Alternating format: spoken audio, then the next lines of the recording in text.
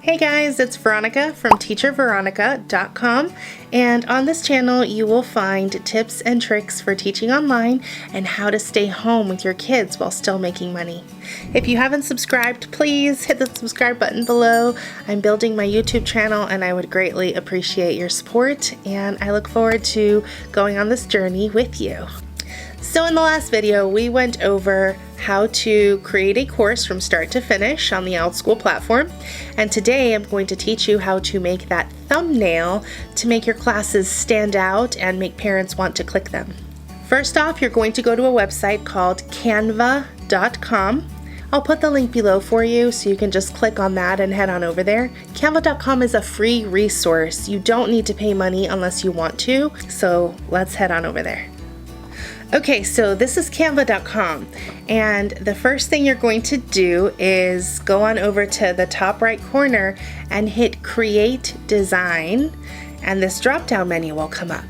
You want to search for and select Facebook ad. The reason you're going to do that is because Outschool advertises on Facebook for us. So go ahead and click Facebook ad, and you will be given a clean slate right here.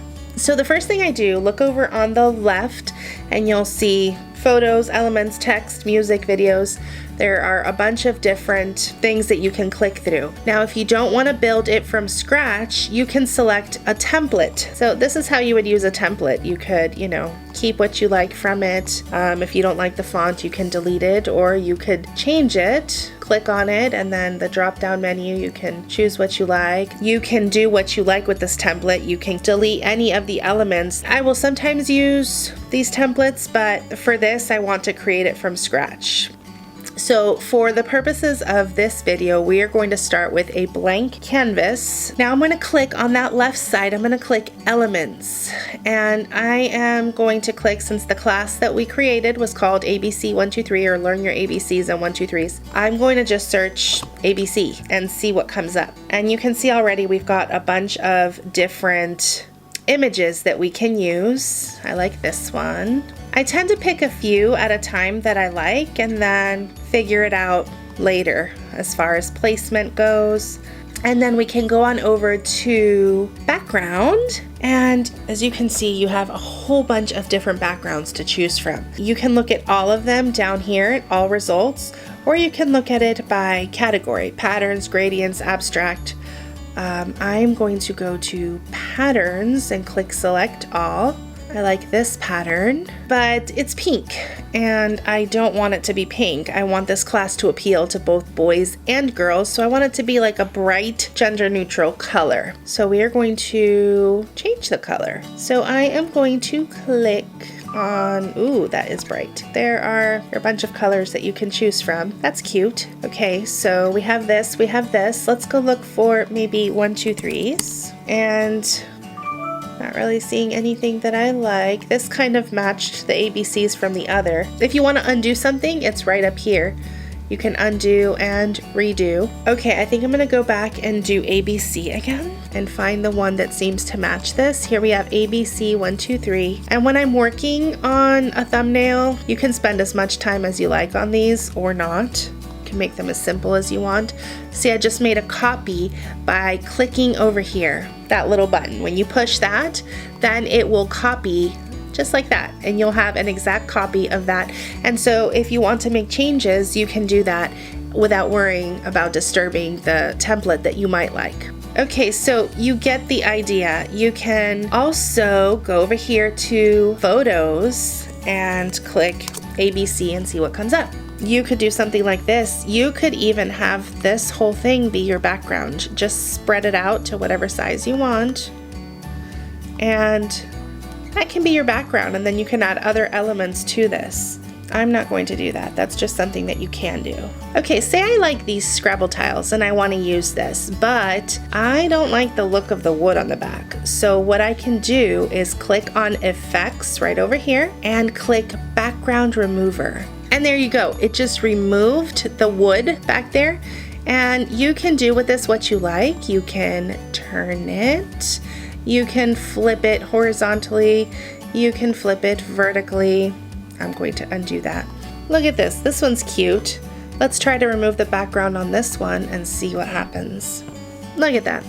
Beautiful. And you can place that wherever you like. Let's search for photos. How about kid counting?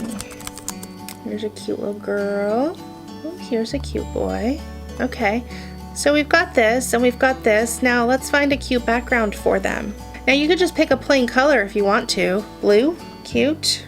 Green, it's a little loud. Yellow, it's eye-catching, that's very bright. There's orange. You can change that. You just adjust it to how you like. If you'd rather have a textured background or a gradient, you can do that also. Not pink. You can change the color and adjust that. See, that's kind of cute. Oops, nope. Green, bluish, dark blue. You get the idea. You can play around with this and make it how you like it. Canva is so much fun to use. I don't like this anymore, so I'm going to go ahead and delete that. You just click that little trash can button on the top right of your slide. Don't click the trash can button on the top right of the Canva website. That will delete your whole project. So over here, I'm going to go ahead and delete this one also. See the little trash can? I'm going to click it, and that's gone. So let's go back home. So these are some designs that I came up with, and I wanted to show you just some things that you can do. This right here, this is a background that I blew up. It's not a background, I'm sorry, it's a picture that I took and I blew up. See, I can move it out of the way. Now these letters, because it's an image, you can click up here, this little gradient button. Click on that and you'll be able to change the transparency of it. So here it's really busy. The little girl gets lost. So I kept it about halfway, and that could work. These blocks could be moved, could be deleted. You could leave them there. That's not my favorite. I just wanted to show you this example. Just like you can mess with the transparency on a background like this, you can also bring it forward. You can send it backward. Right now it's forward, there it's backwards. The way you change that is by clicking the position button over here. Okay, so that is one example of what I did. Here's another example. This is cute, it's clean, it's simple. The focus is on her, she's counting. Our class is about letters and numbers. So here we have ABC and 1, 2, 3. This is cute, it's simple, and the color kind of pops.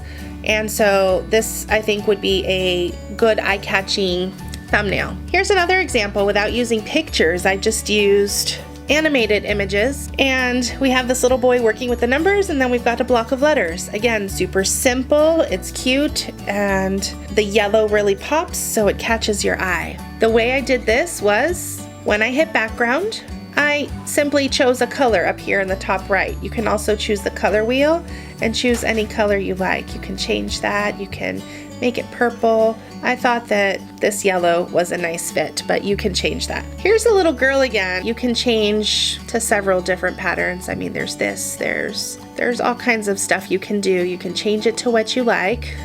Oops. I'm going to go back to the way it was by clicking the undo button. This is just an image. You can move it wherever you like. Same with the blocks and the girl. You can alter this and just move it wherever you want to.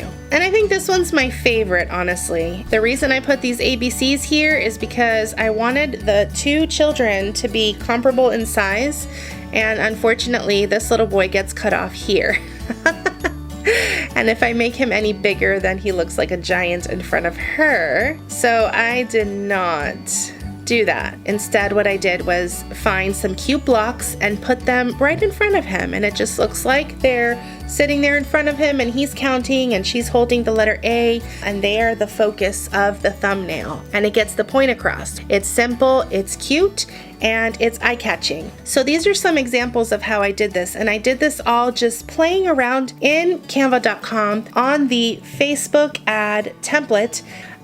So whenever you see over here in this blue background that says 1, 2, 3, you'll see that it says free when you hover over it. The little girl over here, she says pro. She has a little crown.